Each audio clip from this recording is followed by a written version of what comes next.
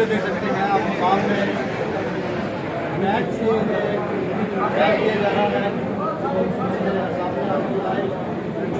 से सेवा का शुरुआत करके इन्होंने उस कार्य को आगे बढ़ाने का काम किया। हमारे भाई सचिन है, इन्होंने तो जो युवा टीम थी, पूरी युवा टीम ने एक सराहनीय काम किया है करनाल के अंदर, और मैं धन्यवाद करता हूं। और ये कोई आज कोई हमारा जो कार्यक्रम कोई राजनीतिक नहीं है, क्योंकि ये जो इंसानियत की सेवा है इसमें हमने कोई इस पूरी टीम ने कि राजनीतिक दृष्टि से नहीं किया, वो तो इंसानी फ़र्ज निभाने की एक बात थी। तो जो है अपना मैं बहुत एक बार फिर शुभकामनाएं देता हूँ। आज का आने का मकसद यही था, क्योंकि ये 50वां कैंप इन्होंने लगवाने का जो है आज एक माइलस्टोन पे पहुँचे हैं। तो हम सब पूरी टीम का बहुत धन्यवाद करते हैं। टीम दीपेंद्र के माध्यम से इन्होंने इस कार्य को किया है, हम बहुत धन्यवाद। सर, जो हरियाणा के कांग्रेस में काफ़ी खींचातानी चल रही है पंजाब के बाद, किस तरह देखते हैं? कुछ विधायकों ने पिछले दिनों मुलाकात की, ऐसा भी अंदेशा जताया जा रहा है कि हुड्डा साहब अगर नेतृत्व परिवर्तन नहीं होता तो छोड़ भी सकते हैं कांग्रेस। क्या कुछ ये जहाँ तक कांग्रेस पार्टी की बात है, मैं कांग्रेस की शीर्षतम जो कमेटी होती है, कांग्रेस कार्य समिति, कांग्रेस वर्किंग कमेटी, मैं उसका सदस्य हूं। तो पार्टी के अंदर की कोई भी बात उसी प्लेटफॉर्म पे रखने का हम लोग काम करते हैं, क्योंकि मैं स्वयं कांग्रेस वर्किंग कमेटी का, कांग्रेस कार्य समिति का एक सदस्य हूं। कांग्रेस एकजुट है, हरियाणा कांग्रेस हमारे कांग्रेस की विचारधारा को लेकर, केंद्रीय नेतृत्व को लेकर एकजुट है और मजबूत है। आज हरियाणा प्रदेश के लोग कांग्रेस की तरफ देख रहे हैं, क्योंकि भारतीय जनता पार्टी की सरकार पूर्णतः इन 7 सालों में विफल हो चुकी है। आज हरियाणा प्रदेश के लोगों के हाथ बहुत बड़ी निराशा इस सरकार से लगी है, और विकल्प के रूप में, एक सकारात्मक विकल्प के रूप में हरियाणा प्रदेश के लोग कांग्रेस पार्टी की ओर, चौधरी भूपेंद्र सिंह हुड्डा जी की ओर देख रहे हैं। इस सवाल का जवाब नहीं दिया आपने, जो खींचतान चल रही है कुमारी। मैंने जवाब दे दिया आपका जी। मैंने सवाल, आपका सवाल पूछना आपका कर्तव्य है, सही जवाब देना मेरा कर्तव्य है। मैं कांग्रेस, मैं कांग्रेस वर्किंग कमेटी का सदस्य हूँ। कांग्रेस कार्य समिति जी, आपको पता है जी, देश में गठित होती है, कांग्रेस का शीर्षतम बॉडी है, और पार्टी के किसी भी विषय पे कोई बात हम उसी प्लेटफॉर्म पे रखते हैं। पार्टी के अंदरूनी कोई अगर बात हो तो पार्टी के अंदरूनी विषयों पे बात हम उसी प्लेटफॉर्म पे रखते हैं।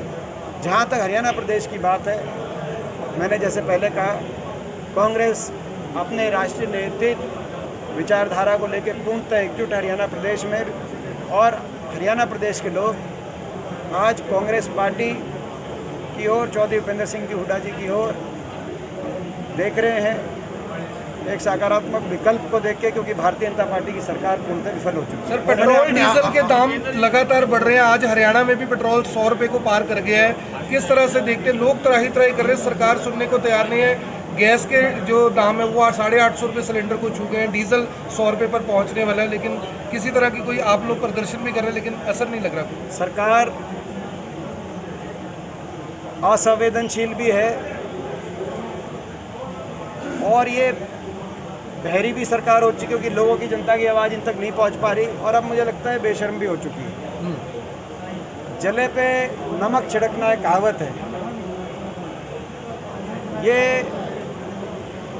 धीरे धीरे इस तरीके से जितनी जोर से हम लोग आवाज़ उठा रहे हैं विपक्ष के बतौर विपक्ष के नाते, और पूरा देश उठा रहा है, मैं कहूँ कि केवल विपक्ष उठा रहा है, देश का एक एक नागरिक आवाज़ उठा रहा है आज, कि इतनी महंगाई, दुनिया के मुल्कों में कोरोना के बाद आर्थिक मंदी की लपेट में आए लोगों को राहत देने का काम दुनिया की सरकारों ने किया, पैकेज दिया जिसका सीधा लाभ लोगों तक पहुंचा, गरीब आदमी तक, छोटे दुकानदार तक। आप तमाम मुल्क देख लो, यूरोप की बात हो, अमेरिका की बात हो, एशिया के बाकी मुल्कों की बात हो, सब तक सीधा लाभ पहुंचाने का काम किया गया कोरोना की चपेट में आए लोगों के से राहत।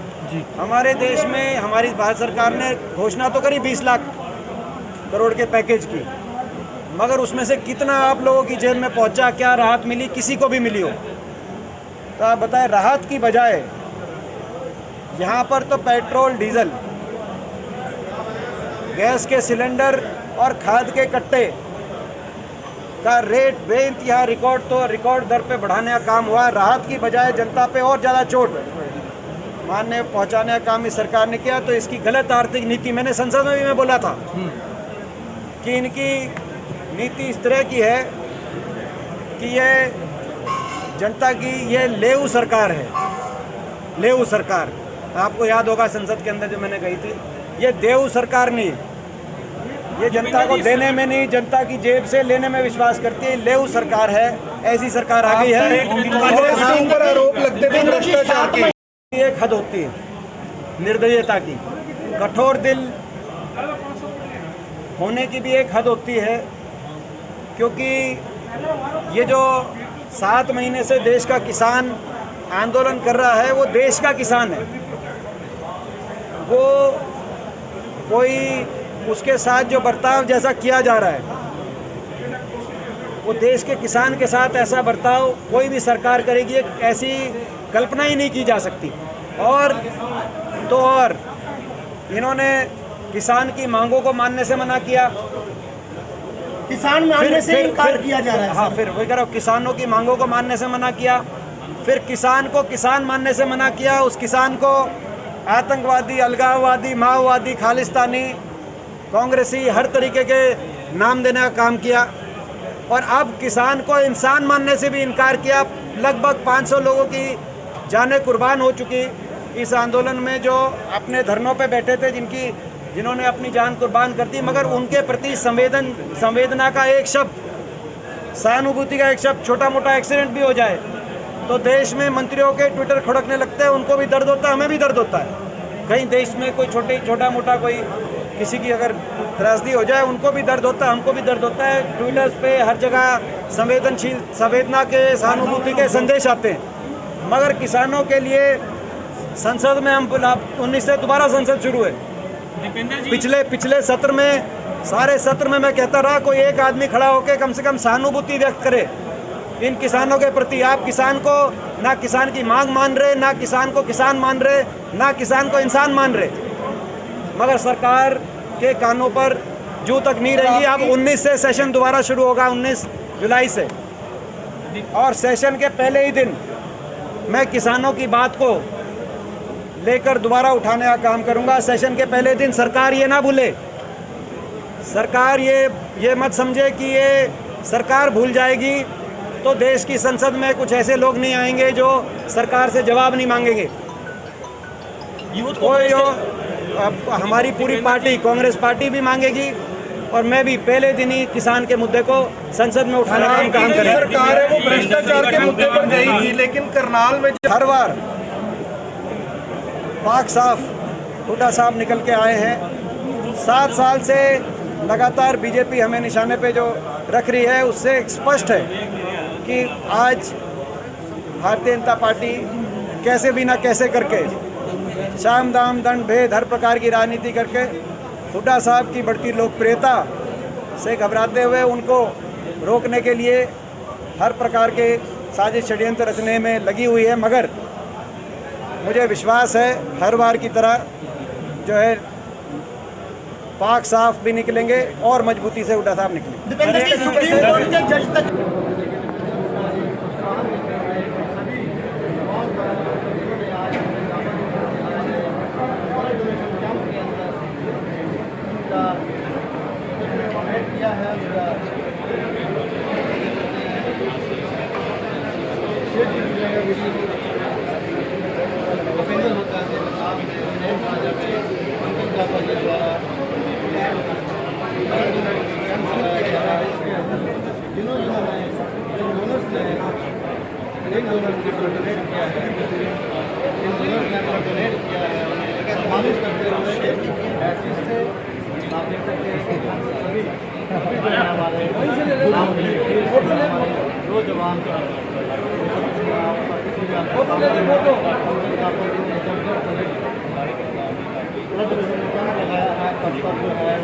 बड़ी